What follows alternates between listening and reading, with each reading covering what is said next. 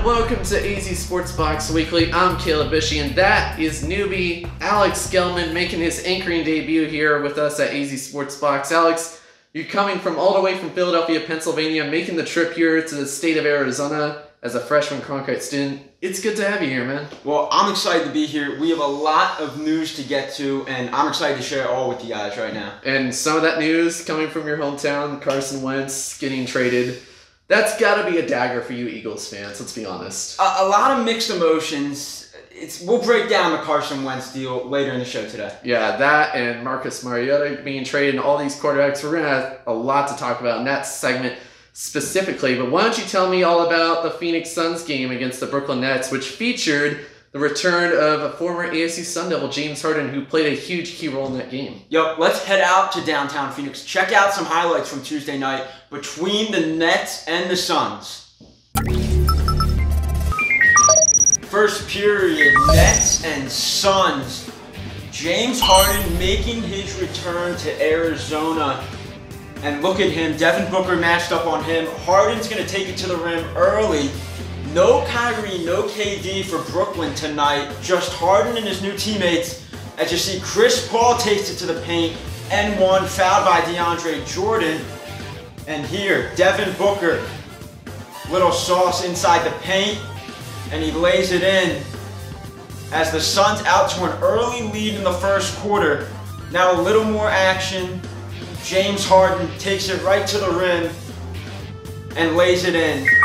James Harden and DeAndre Jordan working on their chemistry. Take you out to the second period now. Phoenix Suns leading by 16, but Larry Shamet nails a three in the corner. Now, Joe Harris off the bench comes in and nails a foul line jump shot. Here, James Harden, as his team still down 17 right now, with Ayton in his face, gets it, baseline jumper. But the Nets still down 15 right now as Chris Paul coming up the court. And he's going to dish it to his big man, who's going to give it right back for the floater. The connection between Ayton and Paul there. And here one more time, Crowder, top of the key. His jumper's good. He signed a 3-year, $30 million extension this offseason with the Suns. Suns up 20 at half, out in the third period now. Crowder again for three. Now think about this. The Nets 0-106 when they're down 20 or more points at halftime, but not tonight. DeAndre Jordan gets the bucket there. The Nets bench tonight had 40 points. 40 points for Brooklyn. Big contribution from the bench and James Harden. As you see, Tyler Johnson able to nail a three there. That cuts the lead to 14 as we take you out to the fourth quarter. And this is where things get interesting. James Harden, look at this. Takes it, drives it, easy for the MVP. And now, the Suns went scoreless for the final 2:48. This was their final bucket of the game. It's a three by CP3. But that is it. Look at what James Harden does with taking the team on his shoulder. James Harden takes it to the rim, dishes it to his former teammate in Oklahoma City, Jeff Green, who nails the corner J. It's a 1-point lead now. Step back, J is good. Nets lead by 2. It's all but over. Suns will have one more shot. Final possession. KD likes it. Here's Devin Booker. Step back on Shamet is no good. Rebounded by the Nets. Harden is going to go to the free throw line, but that wraps it up for this game as James Harden brings his team back from a 20-point deficit at halftime and improves the Nets record to 18-2. Look at this comeback. A shocking comeback in Phoenix. 128-124 is the final from the Phoenix Suns arena. This past summer during the COVID-19 shutdown, we introduced a popular brand new segment to our show called the Special Guest of the Week, where we invited very well-known Arizona sports broadcasters and former athletes to get their opinion on how COVID-19 has affected the world of sports, as well as getting to tell their origin stories and how they got into the world of sports. Well, now, after a few months, we've decided to bring that segment back with a new name and a new twist. And our first special guest back is none other than the host of 12 Sports Tonight, Friday Night Fever, and Cardinals Locker Room, just to name a few. Arizona sports fans, meet Kirsten Suzel in our new segment that we're calling AZ Sports Box One-on-One. Well, for our ASB 101 this week, or I guess 2-on-1 this week, we got Kirsten Suzel. Thanks for coming on. You're a current anchor for 12 Sports Tonight, and for those of you who don't know, Channel 12 is the NBC affiliate in the Phoenix, Arizona area. And yeah, so tell us about yourself. How did you get into broadcasting? You're a former Cronkite student. Yeah, I took a little bit of a different path in terms of how I got my start in the business, but how I first started with in terms of my interest, that happened in 7th grade, a career shadow day. I just so happened to grow up right next to a investigative reporter. At the time, he was an investigative reporter for a station in Cleveland. He now works in Washington, D.C., but that was my next door neighbor. And so I was just thinking, like, what could like a really cool career shadow day project that I could do that would like really impress my classmates. And I was, so that's how I came up with the idea for it. And then I did a little, spent the whole day with him, and he had me do like some stand-ups and a voiceover, and he put together like a little reel for my day. And I walked away from it thinking like, that was the scariest thing I've ever done in my life, but that's actually what I'm going to do someday. And turns out it was what I was going to do. When I got to Cronkite, I thought I was going to do news, and I kind of dabbled with, news and some entertainment stuff, and just landed on sports. It was just the most fun. It was what I was most passionate about. And then from there, I got my first job. Actually, I was found on YouTube, and I didn't even apply for the job. So Liberty University actually they had created, it no longer exists, but they created a nationally syndicated sports show. And they were looking for reporters for the show, and then they were also looking for somebody. So Sam Ponder was there and had left for ESPN, and they were looking for somebody to fill her role in doing the sideline reporting for all of their sports. And so I got an email one day I applied to for months, like every job I could come across. I got 0 bites, nothing. And then all of a sudden it was like November after I graduated, and I get like an email from somebody saying, "Hey, I saw your reel on YouTube. Any chance you're looking for a job still?" And that's how I got my start. And so from there, I did that for a year, and then went the local news route. But I actually didn't start in local news. Talking about now, especially working with broadcast in COVID times, with the pandemic, everything is so different. The media is not really allowed to cover the away games or the Coyotes and the Suns. Like, what do you think of the impact now with COVID-19? Like, do you think it's going to be permanent, like the way we're seeing the operations now? There are some things that are actually beneficial. Like, for instance, you mentioned like not traveling with away games. We wouldn't have the staff. Ooh, a light turn on me. We wouldn't have the staff to be able to travel for those games anyway. Sorry, I'm in the dark.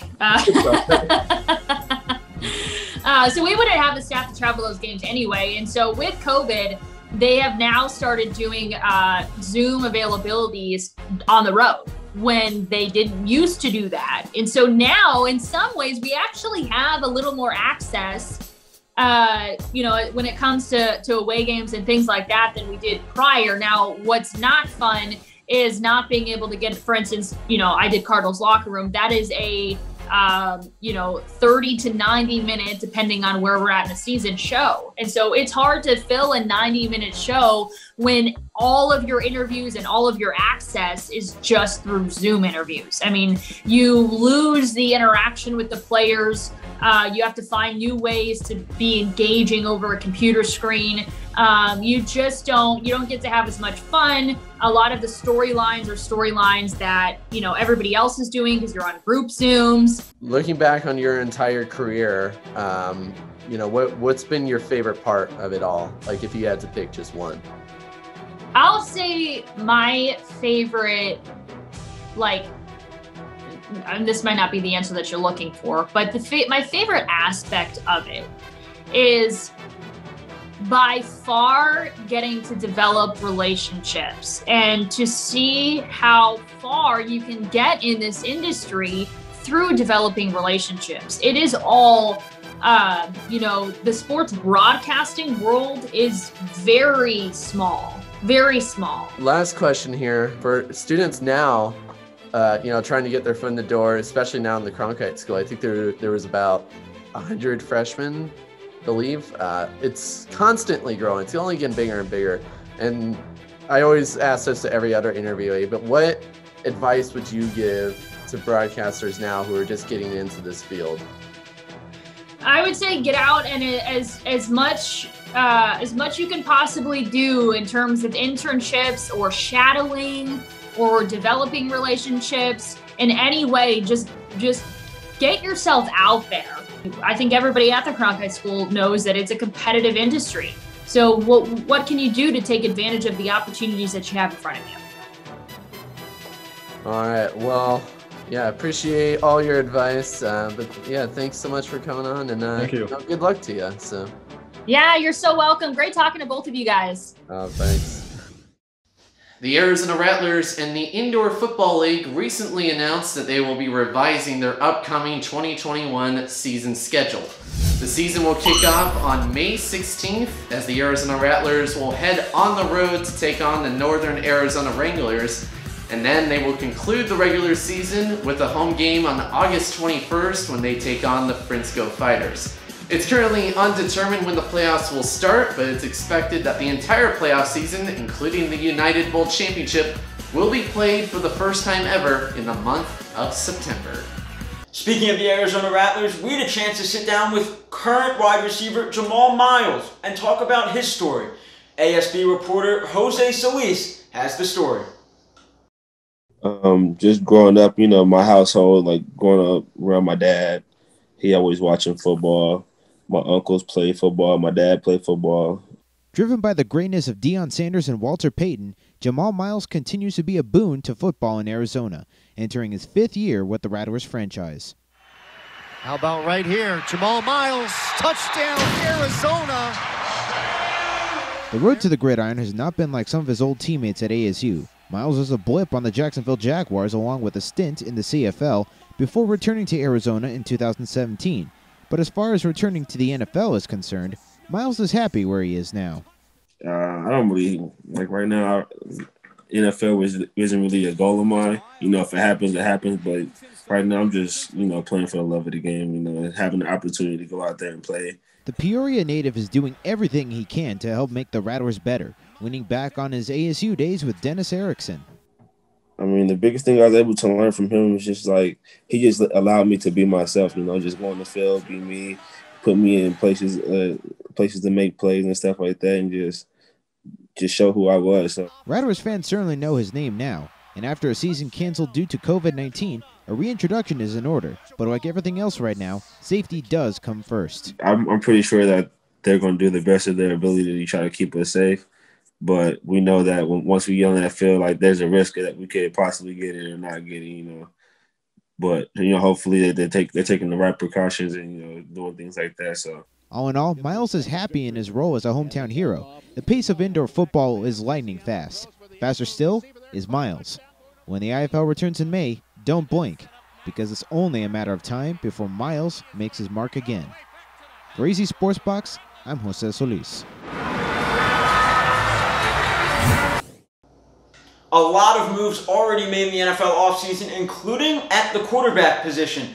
2 trades already made at the QB position, Matthew Stafford and Carson Wentz. Matthew Stafford headed to the Los Angeles Rams for 2 first-rounders, a 3rd, and Jared Goff. Carson Wentz, who was traded the past couple days, is headed to Indianapolis for a 3rd-rounder and a 2nd-rounder. That 2nd-rounder, if Wentz plays 75% of the snaps in this upcoming season, would become a 1st-rounder for Philadelphia. So that could be some extra draft compensation for the Eagles and Howie Roseman.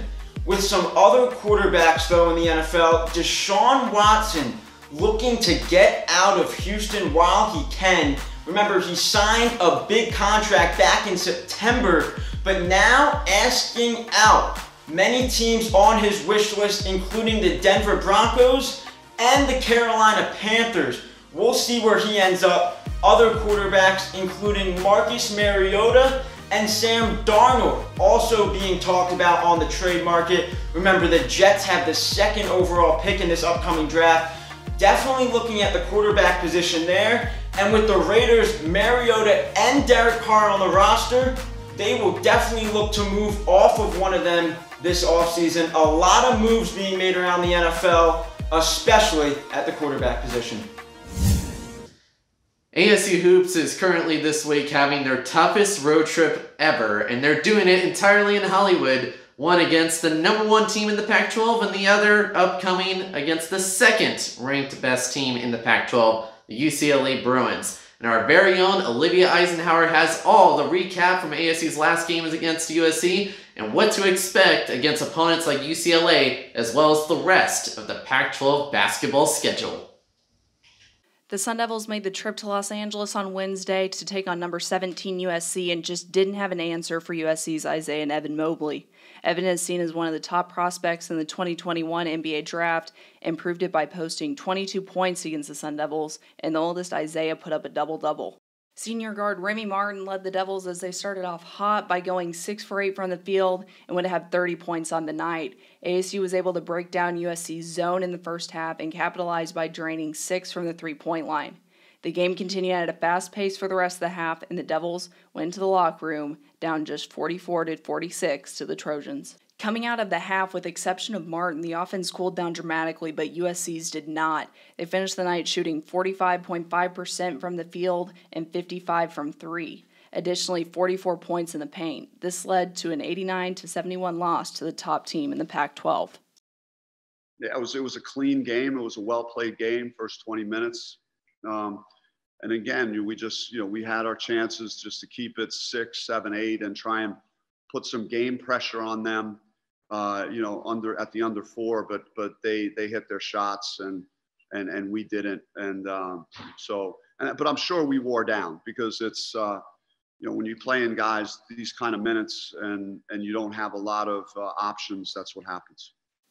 Key missing starters, freshman guard Josh Christopher and freshman forward Marcus Bagley were out Wednesday night. Coach Bobby Hurley addressed how injuries will affect the team moving forward, headed towards March after the game. It'd be nice if we did get healthy. There's no guarantees on that, so I'm not banking on that today. We'll see what the rest of the week looks like, but just trying to lock into each opportunity. With the unknown status of these key players, that won't make the matchup against UCLA on Saturday any easier. UCLA, who currently stands second in the Pac-12, beat the Sun Devils in overtime 81-75 earlier this season. Bagley and Christopher combined for 33 points of those 75 last game. For AZ Sports Box, I'm Olivia Eisenhauer. Well, Alex, we're about to wrap up another episode here in the books, your first episode here, and it's time for my favorite segment of the show, and you'll get used to it because I say it literally every week, my favorite segment. It's time for the top plays of the week, and Alex, why don't you start us off with play number 3? Checking in at number 3, let's head out to downtown Phoenix. Devin Booker from way downtown. Booker finished with 27 in a 109-90 win against the Magic on Sunday. Now at number 2, making his return, is James Bouknight. First game back since January 5th. He averages over 20 points for the UConn Huskies, coming off an elbow injury. Look at that extension. James Bouknight's back, and UConn wins 73-61 in his return. And now the top play of the week. Phil Kessel with his 5th goal of the season, tying it up for the Coyotes there in the second period. Nice job by Phil Kessel right there, his 5th goal. Kings would go on to win this one 3-2, and those are your top plays of the week. As we wrap up today's show, we want to take a moment to remember Pedro Gomez, who passed away a few days ago. A big loss for the journalism community. A big loss for the ASU Cronkite journalism committee. And Oh my gosh! I mean, it was one of the biggest bomb drops I saw. Literally at the end of the Super Bowl when ESPN dropped the announcement that he had passed away. He was such a legendary figure and a legendary mentor to so many Cronkite students. I've had the honor of seeing his advice and hearing his advice at a GMC 302 class, which is a sports reporting class we have at Cronkite. And his advice was so real, and he never lied about it. He said the journalism business is tough, but he always wanted to help out the future generation of broadcasters like us right now. That's really what he wanted to do. And he also loved the sport of baseball. So, like I said, it was a huge surprise to everyone to know that he's gone. And it's still hard to believe now. So this is a huge loss for everyone, myself included. I already miss him. It's terribly sad news. But in return, for his recognition, the ASU Cronkite School established the Pedro Gomez Foundation, which will establish a fund to help future generations of broadcasters. It's exactly what Pedro Gomez would have wanted. So I think it's huge what ASU is doing to honor his memory, but still, it's a shock to everyone, man. It's still hard to process. That's well said, and a huge loss for the ASU community, the entire journalism community. But for Olivia Eisenhauer, José Solís, Caleb Bouchy aside me, I'm Alex Gelman. For everyone here at the AZ Sports Box, thank you.